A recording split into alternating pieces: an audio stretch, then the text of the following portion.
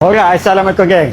Okay geng, kat sebelah saya ni ada satu exhaust back pressure daripada Umar Rashid. Kita dapat isu exhaust ni kata bunyi sarang jatuh. Tapi bukan sarang jatuh sebenarnya. Korang kena check satu isu iaitu auto sensor. Kadang-kadang korang dapat auto sensor tu ikat tak ketat. Sebab tu dia bunyi. Contoh kalau auto sensor ikat tak ketat, macam ni bunyi dia.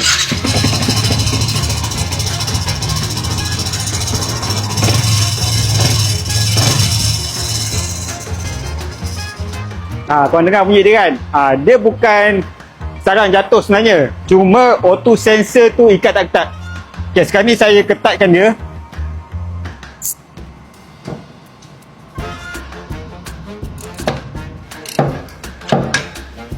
Okay, sekarang saya dah ketatkan. Jom kita dengar bunyi dia.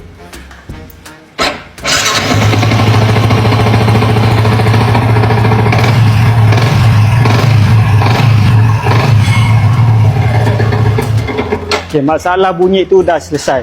Jadi bila korang beli tu, first kalau korang dengar bunyi dia macam sarang jatuh, korang kena check auto sensor tu. Kalau still bunyi tu, korang boleh DM kami lah, tanya tengok apa masalah dia. Right, apa-apa korang boleh DM kami kalau ada bunyi sarang jatuh tu. Tapi first korang kena check auto sensor dulu, ikat ketat ke tak. Right.